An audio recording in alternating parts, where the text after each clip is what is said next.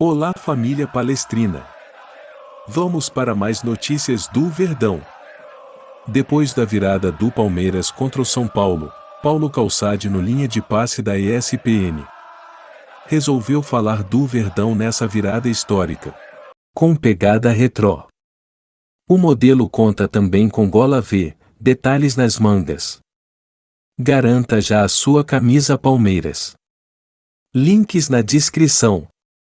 Não perca esse vídeo e prepara para comentar se você concorda com Paulo Calçade e com os comentaristas do Linha de Passe.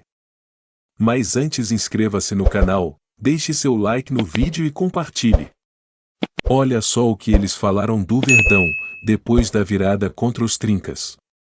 E você vai conferir agora. Segunda etapa.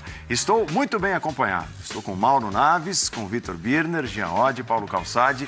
É esse o nosso time, o primeiro tema do programa, claro, não poderia ser outro.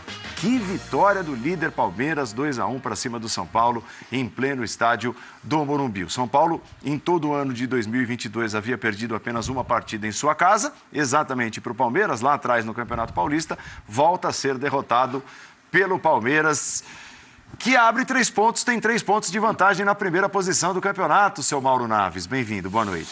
Boa noite, Paulo, companheiros. Abraço enorme ao fã de esportes. A historinha segue o líder aí, olha, vai ser difícil a gente mudar. Eu acho que pela qualidade, né, pelo potencial do Palmeiras, pela efetividade.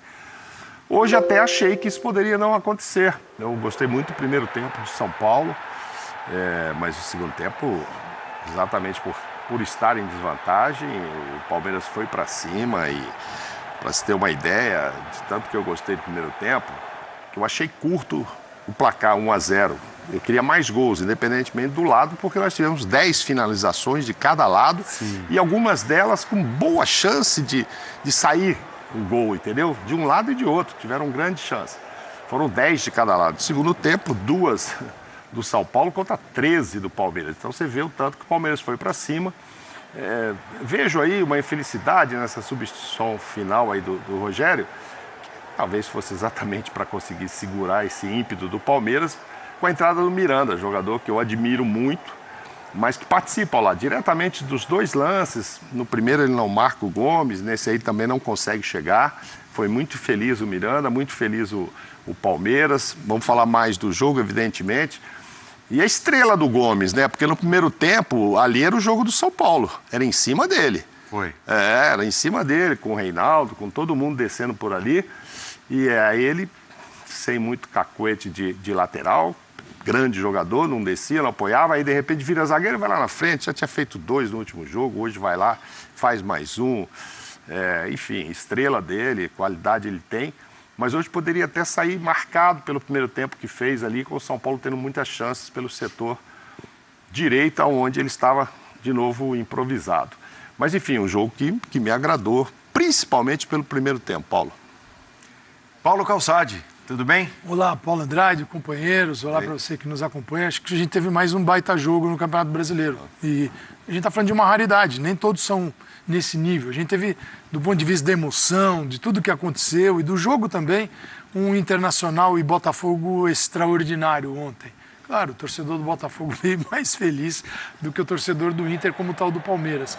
Mas eu vejo que é difícil enfrentar o Palmeiras. É difícil. A gente precisa admitir que é muito difícil.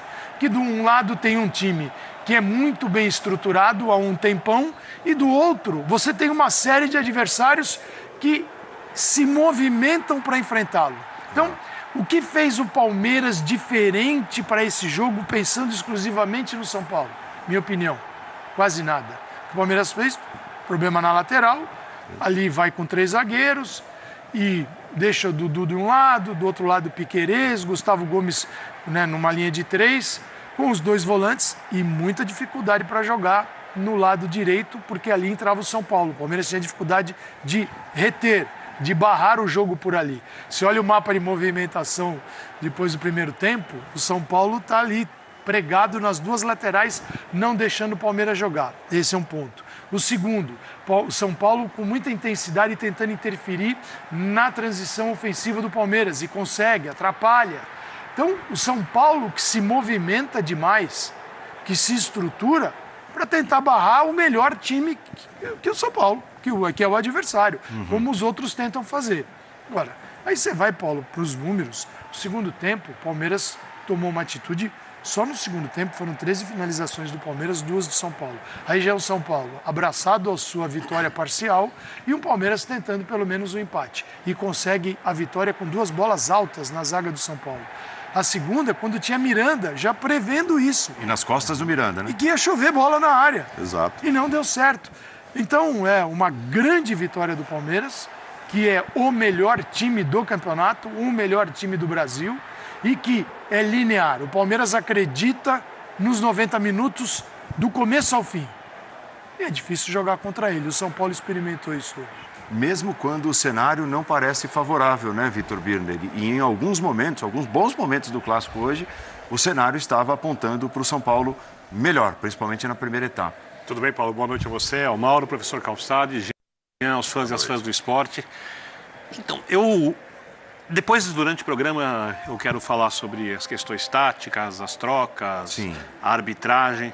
Eu vou chamar atenção porque, como é um clássico, e como tem muita questão emocional envolvida no jogo, eu vou falar disso na abertura, que não é uma coisa muito usual.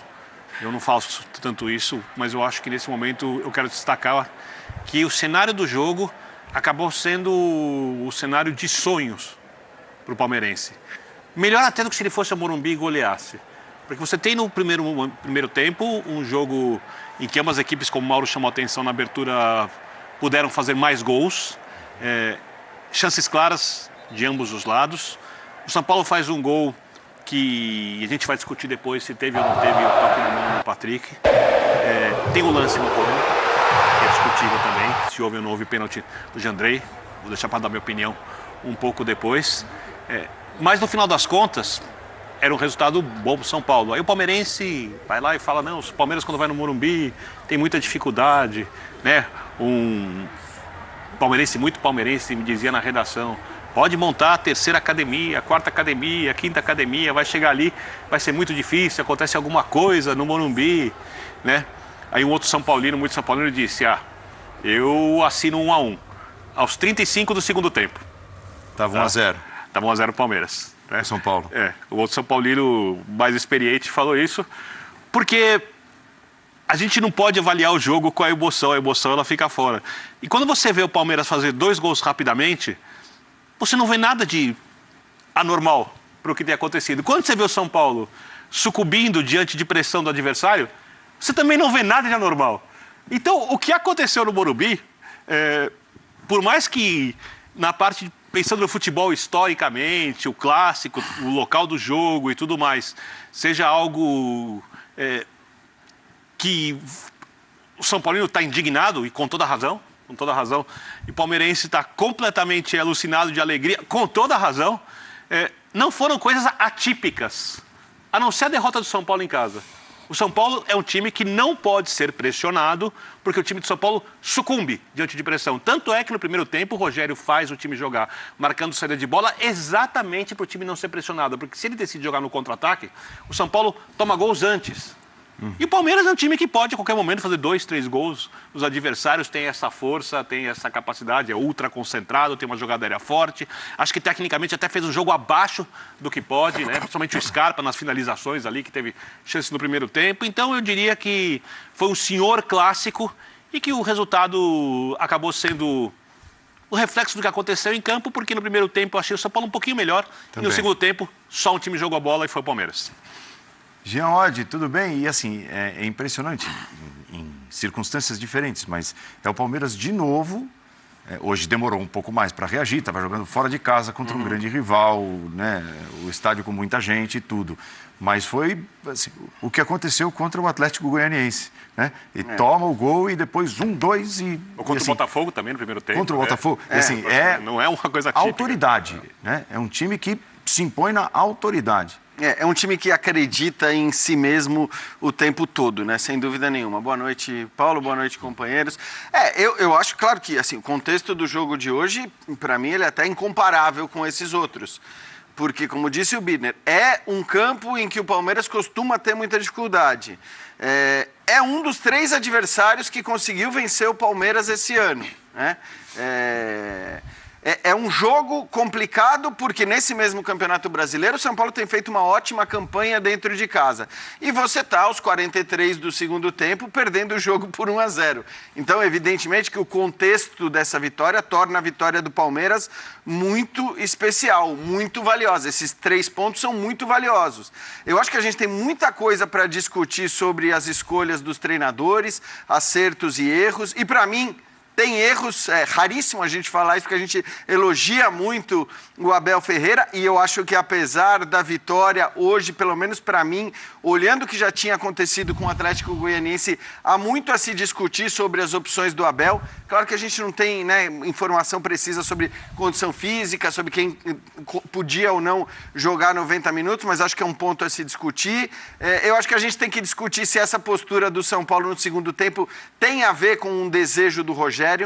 Eu nem discuto muito a entrada do Miranda, a substituição que ele faz, porque o cenário do jogo pedia mais um zagueiro pelo que estava acontecendo. Depois é aquelas coisas do futebol, as bolas são alçadas, e calhou do Miranda participar ali negativamente dos lances dos 2 gols. Mas a verdade é que no segundo tempo, não sei se por uma opção do seu treinador ou se por uma postura do próprio time do São Paulo, o São Paulo considerou demais o momento que os 2 times vivem.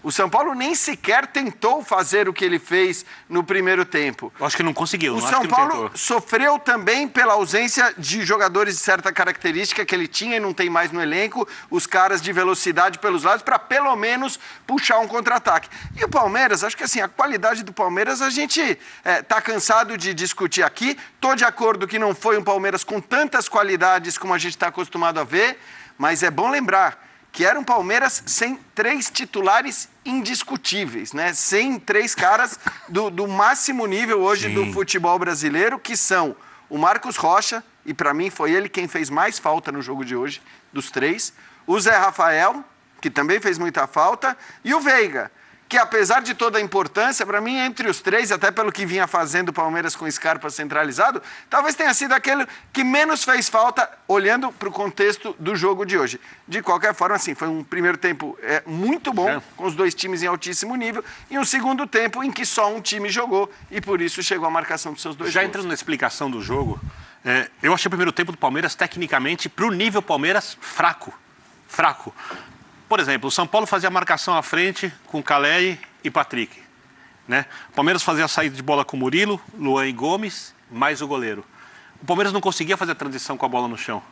4 jogadores contra 2. Muitas vezes, o Palmeiras teve dificuldade, o Danilo vinha pelo meio para fazer mais um jogador, o Nestor acompanhava, e o Palmeiras várias vezes apelou para a bola longa, que era exatamente aquilo que o São Paulo queria. E, às vezes, quando não apelou, perdeu a bola ou na frente ou no meio-campo, numa bela partida, inclusive, que fez o Gabriel Neves. Para mim, talvez o melhor jogador de São Paulo no jogo de hoje. E que acabou sendo substituído pelo Rogério, pelo Pablo Maia. Não sei se é uma questão física, não sei se é uma questão... Só parênteses, porque eu vi, na hora que o Gabriel Neves sai, o Ceni vira para ele, ele fala cartão. Foi pelo cartão. Não, pelo cartão. Poxa, os 2 que estavam com o cartão. Os alas ele tirou também. É isso. Os alas. Os 2 que ele tira são por cartão. Mas os alas estavam... Mas pro Gabriel Neves especificamente, eu vi ele falando isso. Os alas estavam com dificuldade do São Paulo, mas a gente espera que o Palmeiras consiga, contra uma marcação dessa, levar a bola pelo menos mais um pouco à frente no campo. E aí, quando você, com 2 jogadores, consegue marcar uma saída de bola feita com 3 e o outro mata 1, você sempre vai ter um jogador a mais atrás. Você usou 2 para marcar 3, você vai ter um jogador a mais. E aí o São Paulo consegue, assim, ter um jogo em grande parte do primeiro tempo razoavelmente confortável. Mesmo assim, o São Paulo se deu chance no contra-ataque. O Igor Vinícius perde um gol, o Palmeiras tem uma baita chance no contra-ataque, o Gabriel Menino. O Gabriel Neves faz a cobertura com precisão. No segundo tempo, o Palmeiras acerta a saída de bola. Consegue levar a bola para o chão e empurra o São Paulo para o campo de trás. Eu não acredito mesmo que o Rogério orientou o time a jogar como jogou no segundo tempo. O Rogério entendeu o que é preciso. O time não conseguiu fazer. Aí, se o torcedor do São Paulo quiser botar a culpa no técnico, se quiser botar a culpa nos jogadores, se quiser olhar as virtudes e a superioridade do adversário, cada um vai fazer o que quiser. né? Os contextos externos, isso para mim é de longe o mais importante dos clubes hoje, né? Como funcionam os CTs, o profissionalismo, as diretorias, a paz, o tempo de trabalho, a preparação, as possibilidades de substituição. Eu vou chamar a atenção para uma coisa. O primeiro gol que o São Paulo sofre, o Miranda tem uma dúvida. Tem um jogador aberto do lado esquerdo, livre. Quem tinha que estar lá? O Rigoni. E o Rigoni se omitir em alguma coisa no jogo do São Paulo não é uma coisa típica.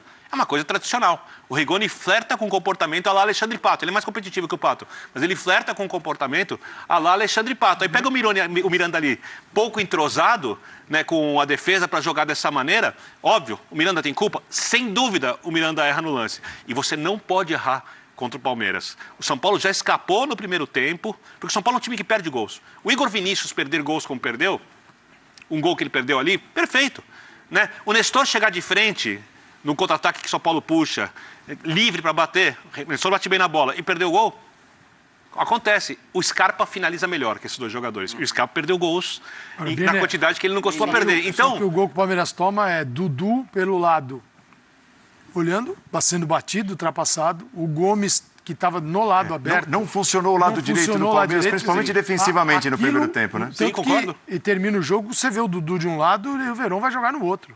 Porque é uma tentativa do Palmeiras de... O São Paulo levava a nítida vantagem. Agora, eu acho que o que a gente está vendo é... Não adianta querer estabelecer um veredito num jogo. Agora, tem algo que o jogo mostra, que é o seguinte, você tem uma equipe muito bem estruturada e a outra que, quando se viu com a vitória, você fica na dúvida. O Palmeiras não tem muitas dúvidas. O Palmeiras, as posições que o Palmeiras assume dentro de campo são do jogo, mas de um jogo mais equilibrado e pensado. Não é assim, o Abel vai sair e falou, pô, eles recuaram hoje, eu não pedi. Quando é que você viu o Abel falando isso? Que o time dele recuou sem necessidade? Ou que foi... Raríssimo. Nunca vi o Abel falando isso. Então, o Palmeiras, os movimentos que o Palmeiras assume e tem dentro de campo são dentro de um contexto de jogo que o Palmeiras executa muito bem. O São Paulo se vê com uma vitória parcial contra um adversário dos mais difíceis, se não o mais difícil. É um clássico que já tem um peso considerável e, de repente, você não consegue ali falar para os caras, né? Vamos manter. Naturalmente, eu acho que volta naturalmente, porque o outro vai para cima. Mauro, não e tem o Palmeiras? Técnico que segure o time no intervalo, frente, faz o quê? Gente, estamos ali sofrendo, vamos continuar sofrendo? Não. O Palmeiras encontra mecanismos de alterar aquela situação de vantagem para o São Paulo, seja com reposicionamento de jogadores ou com trocas. E faz isso bem. E de um time que tem uma confiança que ela é absurda, porque o Palmeiras sabe que aos 47 do segundo tempo é jogo, aos 49 é jogo, aos 50 é jogo, e ele vira o jogo aí. E também nessas substituições, só aproveitando o que disse o Birner, se você põe um Rigoni, que ele disse que está até flertando para ser o Alexandre Pato, do lado de cá, você põe uns caras que estão querendo morder a bola, o Wesley, o Breno Lopes entra, a primeira bola é quase que ele faz um golaço. O Wesley vai para cima e tal. Muito diferente do que fizeram o Éder e o Rigoni do outro lado. Mas muito diferente. Aí você vai dizer, mas o momento era para o Palmeiras. Não, óbvio que era que estava perdendo e ia para cima. Mas tem esse do comportamento também. Tem o Caleri lá na frente que resolve. No segundo tempo a bola não chega no cara, é só pancada, uma hora ele cansa, não chegou. Aí você vai mexer, aí você põe jogadores que não parecem estar tão motivados a entrarem no jogo como do outro lado, que já é um time supercampeão, que está formado, etc. Mas quando você dá 10 minutos para o Wesley, 10 minutos para qualquer um ali, o cara entra mordendo, Aliás, o Mauro, até em cima disso, quer dizer, esses caras que o Abel coloca, mas que o Palmeiras coloca no segundo tempo, o Wesley e o Breno Lopes, seriam dois caras que serviriam muito bem ao São Paulo no jogo. Tudo que quer o Rogério é ter os caras de lado assim, né? Porque são caras de lado, com velocidade, com habilidade, que no caso do Palmeiras sabem muito bem o que vão fazer. Isso é impressionante, né? Os caras saem do banco do Palmeiras, eles já sabem exatamente o que eles vão fazer. Quem está em campo já sabe o que muda com a entrada daquele jogador. Então, é um exemplo, no caso da entrada do Navarro no lugar do Rony. Quem entra no meio sabe o que vai fazer no meio. Quem entra pelo lado sabe o que vai fazer pelo lado. Então, o Palmeiras é um time... E com a mesma vontade, desculpa... Imagina. eles entrariam com a mesma vontade se o Palmeiras já tivesse ganho esse jogo 3-0. Sim, até porque eles brigam por espaço. Eles brigam, entendeu? Não, mas agora não precisa, já estamos ganhando o Atlético e tal, o Goianiense de 4, não precisa. O quê? Eles querem 5, 6, a vontade deles é essa. E eu acho que assim, o Gustavo Gomes hoje foi um símbolo desse Palmeiras que sabe o que quer, né? Mesmo quando não dá certo. Ele sabe o que quer, pode não dar certo. Não deu no primeiro tempo. Concordo. Porque no primeiro tempo ele foi zagueiro pela direita. Aí, em determinado momento, no início da segunda etapa, ele vira lateral direito mesmo. Sim. Até a alteração do Abel, ou do Martins, que coloca o Mike, tira o Luan e ele volta a ser zagueiro. E viu que aquela estrutura não estava dando certo. E simbolicamente ele vai ao ataque e mete o gol. Então, quer dizer, assim, pode não estar dando certo, mas está na mão.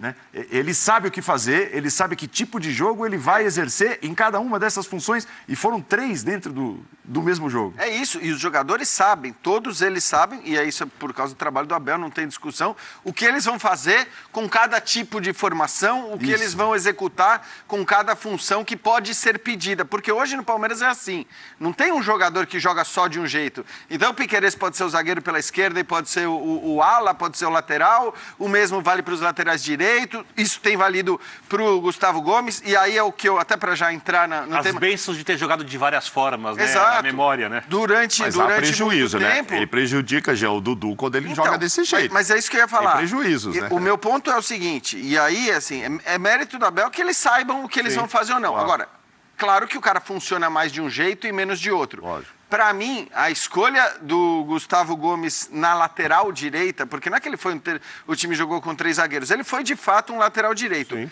É uma escolha que já não tinha dado muito certo contra o Atlético Goianiense, né? Já não tinha funcionado muito bem.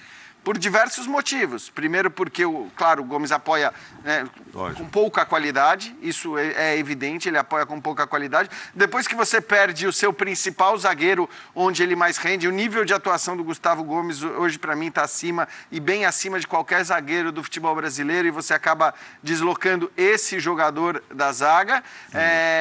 O Dudu perde muito, tendo o Gustavo Gomes como lateral direito. Então, o Dudu sempre rende muito, seja com o Marcos Rocha, seja com o Mike como lateral direito lá, para dialogar com o Dudu. Ele participa muito do jogo, e hoje não foi assim, e já não foi assim contra o Atlético Goianiense, ele já não tem o Veiga para... Então, assim, eu acho que essa escolha da linha de 4 com o Gomes pela direita não é a melhor escolha. É uma opinião que eu tenho, e não é só independentemente do resultado. Eu também tenho a mesma opinião, que eu acho assim, não é só o Dudu não dialogar bem com o Gomes, é ter o tanto que ele tem que voltar para ajudar. Que quando tem um lateral, o Marcos Rocha, o Dudu não precisa voltar tanto, ou o Gustavo e tal. Num caso desse, ele tem que voltar demais. Aí cansa muito. Eu acho que essa opção, eu não sei, óbvio que o Abel está aí todo vencedor, deve ter treinado e tal, mas me parecia mais natural se ele colocasse, o Murilo, eu não tenho lateral nenhum, eu vou botar o cara mais leve aqui, o Murilo, e não vou tirar o Gomes da onde ele é o xerifão. Então, deve ter um motivo dele pôr o Gomes ali, que a gente sabe da inteligência do Abel. O que eu acho foi o motivo, como o Paulo disse, aquilo que o Palmeiras tentou fazer, mas não conseguiu, porque o Palmeiras acho que não imaginou que seria tão pressionado como foi em alguns momentos no primeiro tempo. Então a ideia era o Dudu não ter que voltar tantas vezes para acompanhar o Reinaldo. Sim. E o Dudu, Palmeiras triangulando ali em cima do Reinaldo, podia ser uma festa, tanto que o Léo fica sobrecarregado. Assim, a partida do Léo, eu sei, eu vi muita gente criticando tal, no primeiro tempo, para mim foi uma partida assim, para ser elogiada. Aliás, tem 3 jogadores para elogiar muito no primeiro tempo do São Paulo para mim, o Léo, o Gabriel Neves e o Patrick, que também jogou desse lado. Sim, jogou bem. Porque o Patrick, com a bola no pé, é um belo jogador. Sem a bola, ele ainda precisa melhorar. O Patrick já é um atleta mostrando futebol no nível melhor do que aquele que mostrou quando chegou ao São Paulo. E exatamente porque o São Paulo atacou muito por aquele lado. E o Reinaldo, no apoio, é um jogador perigoso. Sim, claro. E o Dudu não é um jogador que gosta tanto de marcar. Então, eu imagino que as circunstâncias do jogo foram criadas pelo Abel mas não concretizadas pelos atletas, para que o Dudu pudesse jogar muito em cima do adversário, o Gustavo Gomes ficasse como terceiro zagueiro e o Piquerez pudesse avançar muito, porque quem não viu o Piquerez jogando no Peñarol, ele era um lateral extremamente ofensivo, um time que tocava a bola em velocidade, com rapidez, que triangulava, que foi desmontado, inclusive, porque os times uruguaios não têm dinheiro para segurarem os seus principais jogadores. Poderia jogar nas costas do Igor Vinícius. Então, todas as escolhas, elas têm lógica. Claro. Então, mas aí o torcedor do São Paulo faz a associação com cenários, entre aspas, parecidos, tá? Sem entrar, grosso modo, né? Porque o Avaí, o jogo que está controlado, hoje não estava controlado, mas o São Paulo teve melhor que o Palmeiras em determinados momentos. Aí acontece o que aconteceu, deixa 2 pontos pelo caminho. É o Corinthians, que foi um vareio de bola no primeiro tempo, as alterações do Rogério no intervalo, o adversário reage, empata e ficou perto de vencer. O São Paulo também teve chance, mas o Corinthians ficou perto de vencer. É a mesma coisa o Ceará. Agora acontece com o Palmeiras. Então eu tenho certeza, né, que está na cabeça do torcedor a pergunta, mas poxa, vai ser sempre assim contra todo mundo? Mas eu acho que são contextos diferentes, Paulo. Eu entendo o que você está falando e a história dos jogos, ela de alguma maneira são parecidas, as histórias, mas são contextos diferentes, porque muitos reclamavam desse fato que o Calçade está falando, da concentração, da atenção, de estar ligado no jogo. E eu não acho que o problema hoje foi esse. Talvez o problema no segundo tempo, até porque estava enfrentando um Palmeiras que não era o melhor Palmeiras que a gente está acostumado a ver no Campeonato Brasileiro e na temporada, eu acho que a discussão maior é a discussão sobre a postura tática e não a postura comportamental. Quer dizer, não me parece que o São Paulo tenha relaxado, ou não tivesse atento, ou não tivesse ligado no jogo, né? Não era isso. E em alguns desses exemplos que você citou, o que se fala é isso. Pô, de repente o São Paulo parece que para de competir, que tem uma postura meio avoada na partida. Não foi isso hoje. O que aconteceu hoje, acho que assim, o São Paulo, vendo a situação do jogo, aquele 1-0 no placar, volta para o segundo tempo e considera demais o momento do Palmeiras e o momento do São Paulo e diz, e aí não é orientação do técnico. Eu tenho certeza que não é. Não é orientação do técnico, é uma questão de que o time... O jogo, o time, a qualidade do adversário, evidentemente, tudo isso fez com que o São Paulo, né, se fechasse de uma maneira a dar espaço para o Palmeiras, e aí não tem jeito, por mais que o Palmeiras não fosse o melhor, na hora que você dá espaço, na hora que você permite que o Palmeiras fique ali rondando a sua área o tempo todo... Uma hora vai entrar. Vai entrar, quer dizer, no caso os gols saíram aos 45 e aos 47, mas poderiam ter saído, né, aos 35 e aos 40, aos 25 e aos 40. Então, assim, eu acho que a história desse jogo, especificamente do ponto de vista do São Paulo, é uma história diferente. Então, Jean, só que não dá para... E aí eu concordo com o torcedor totalmente, separar a história do que é o São Paulo no campeonato, na temporada, o que é... Não tem como. A gente discute aqui, porque nós somos jornalistas, racionalmente o que acontece. Mas o futebol basicamente é emoção. E aí eu entendo plenamente que o torcedor não vai conseguir separar o que aconteceu hoje de tudo que vem acontecendo. Se o São Paulo tivesse vencido o Avaí, vencido o Ceará, não tivesse jogado o futebol horroroso que jogou contra o Botafogo, né, tivesse conseguido os pontos que desperdiçou até quando jogou melhor, a reação do torcedor hoje seria de insatisfação, mas o raciocínio final seria outro. O raciocínio final do torcedor de preocupação tem toda a lógica. E eu concordo com tudo o que disse o Calçade. Se você olhar o que o São Paulo fez hoje no primeiro tempo, você olha o São Paulo no Campeonato Brasileiro, diante daquilo que o elenco pode oferecer, obviamente, não é um elenco para ser campeão, e olha, opa, dá para brigar, dá para fazer uma campanha boa, dá para brigar por uma vaga na Libertadores, né? Mas você junta isso com tudo que vem acontecendo no São Paulo, e o torcedor fica realmente muito irritado. Até porque... nessa temporada, na temporada anterior. Irritado, mas hoje é um time, eu vou dizer uma coisa que vai incomodar, mas assim, é a realidade, porque se não fosse, a reação seria diferente. É um time que vive um jejum de títulos. Que me entendam bem. O jogo quebrou essa lógica no primeiro tempo. O Rogério era ter Léo e Reinaldo. Ele teria 2-1 no lado do Dudu. Onde as coisas em geral onde O Reinaldo com um pouco menos de responsabilidade, porque o Reinaldo numa linha de 4 mas ali, né? Não era. Marcando. Constantemente. Você pode aproximar muito o Reinaldo do Dudu e ainda ter uma linha de 3 zagueiros com 2 volantes voltando. E sendo que o Palmeiras joga o Scarpa O Scarpa não jogou muito afundado aqui no zagueiro São Paulo. O Scarpa, em vários momentos, pela dificuldade do Palmeiras, aparecia para tentar receber nos espaços que eram permitidos pelo São Paulo. Então, acho que o São Paulo se moldou ao adversário, entendeu, se reestruturou para jogar diante do adversário que é superior a ele e superior a todos os outros hoje. E eu entendo que até que o São Paulo conseguiu, durante boa parte do jogo, fazer isso. Acho que não foi o resultado, sei que o resultado é o que é o dominante, né? Ele domina tudo, as análises. As emoções. Mas o jogo do São Paulo, este jogo do São Paulo hoje, estou falando deste jogo, não é replicar o formato tático, eu digo, é este jogo de atenção. Atenção, tomou 2 gols no final, mas teve. A gente está falando do Palmeiras, você não está falando de equipes que estão abaixo.